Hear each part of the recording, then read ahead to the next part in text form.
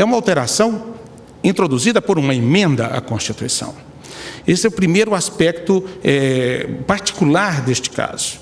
Inclusive, num precedente da relatoria de Sua Excelência, a ministra Carmen Lúcia, nos embargos de declaração no RE 446800, chegou-se a uma especificidade maior sobre a questão do direito adquirido ou não ao regime jurídico, que foi o momento em que a Corte vem e diz: não há direito adquirido à fórmula de cálculo ou forma de cálculo da remuneração. Um outro precedente, agora da lavra do ministro César Peluso, em embargos de divergência no RE 146331, e especificamente sobre o dispositivo do inciso 14 do artigo 37, e aplicado inclusive com o artigo 17 do Ato das Disposições Constitucionais Transitórias, chegou-se à explicitação do tema, no sentido de dizer que não há direito adquirido a cálculo de gratificação de tempo de serviço que esteja em confronto com a regra do inciso 34 do inciso 14 do artigo 37 da Constituição Federal. E porque já vinha se formando o entendimento de que não poderia haver adicional, a incidência de adicional sobre adicional, que ficou conhecido como efeito cascata ou efeito repicão na jurisprudência dessa Corte. E voltando ao tema da emenda constitucional, como essa alteração foi introduzida não pela legislação infraconstitucional, mas pelo próprio Constituinte reformador, surge uma ponderação bastante interessante com relação ao artigo 37 do ADCT, que veio, de uma certa forma, a ser renovado, e, por que não, repristinado, no artigo 9º da Emenda Constitucional número 41 de 2003. Essa emenda, obviamente, posterior à Emenda 19 de 98. E nesse artigo 17 está disposto que os vencimentos, leio o texto, os vencimentos, a remuneração, as vantagens e os adicionais, bem como os proventos de aposentadoria que estejam sendo percebidos em desacordo com a Constituição, serão imediatamente reduzidos aos limites dela decorrentes, não se admitindo, neste caso, invocação de direito adquirido ou percepção de excesso a qualquer título. É curioso também observarmos que a jurisprudência dessa Corte, com relação ao teto remuneratório, adotou uma posição que merece ser ponderada. O artigo 9º da própria Emenda 41, repristinando o artigo 17 do ADCT, permitiu a redução ou a compatibilização, vamos usar agora uma palavra talvez que se adequa mais à situação presente, uma compatibilização dos vencimentos, dos subsídios dos servidores públicos ao novo patamar constitucional inaugurado na Emenda 41, quando se estabeleceu o teto remuneratório do serviço público. E esta Corte tem entendido pela aplicação imediata do dispositivo, inclusive em precedentes da presidência desta Corte, como na suspensão de segurança 2522 e 3537, foi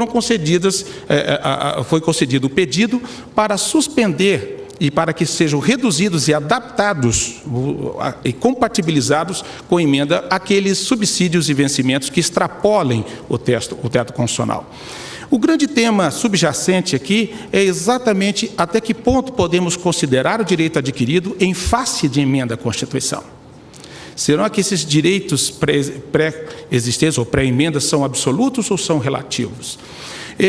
O entendimento que tem sido perfilhado, pelo menos a trilha que tem se aberto nessa Suprema Corte, é de que esses direitos são relativos e que haveria, no caso do teto remuneratório, uma incidência imediata, porque se traria uma inconstitucionalidade superveniente à edição da emenda à Constituição. Uma outra questão curiosa e que diz respeito à questão da cláusula de irredutibilidade dos vencimentos. Esta é uma questão. Trago uma questão fática. Essa alteração que foi introduzida pela legislação, pela Lei 2157 no Estado de Mato Grosso do Sul,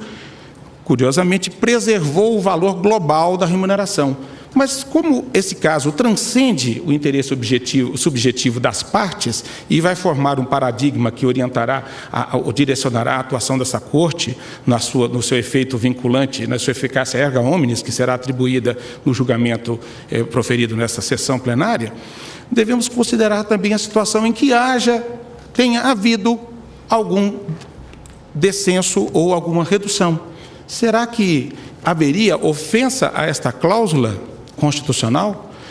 Porque se nós chegarmos a essa conclusão, entraremos em conflito com o entendimento esposado em relação à emenda 41, de que o teto remuneratório tem incidência e que todos deverão se adaptar aos limites estabelecidos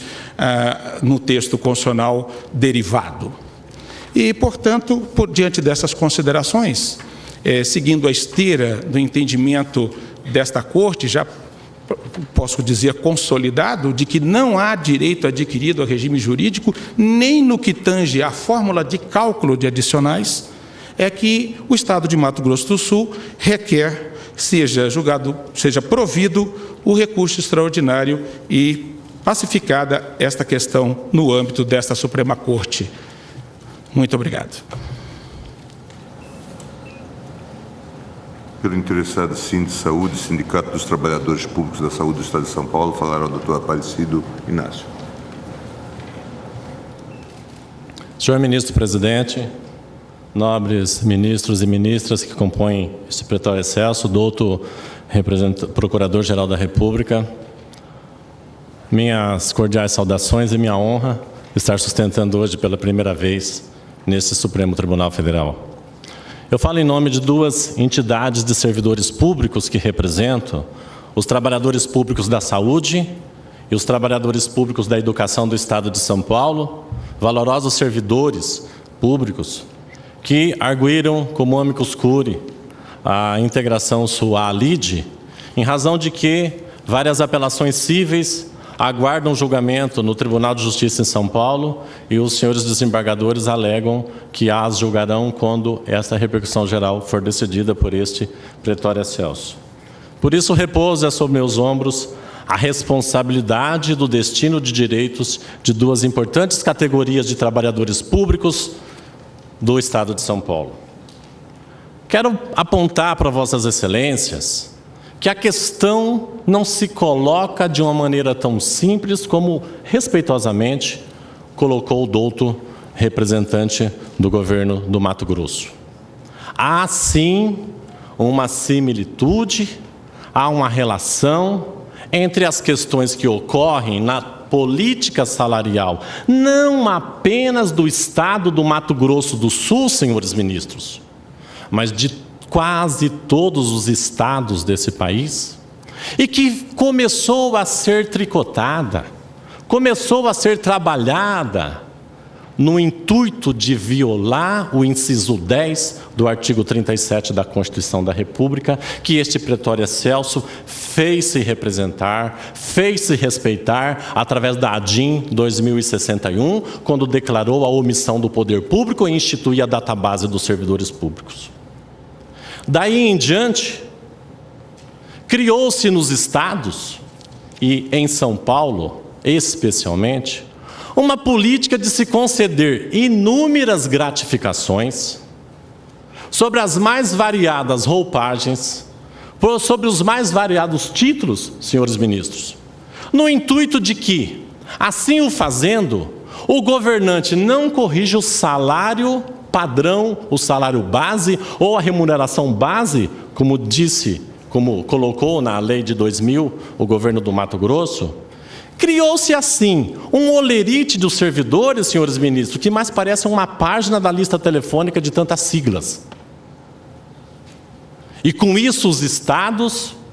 violam o direito pessoal do servidor, não corrigindo esta vantagem, sob a alegação da aplicação do inciso 14 do artigo 37, quando, na verdade, data máxima vena, praticam uma fraude ao princípio constitucional do reajuste geral de database estabelecido por Vossas Excelências naquela DIN e que também consta do inciso 10 do artigo 37 da Constituição. Pois bem, qual a relação que há, então, em relação ao Estado de São Paulo?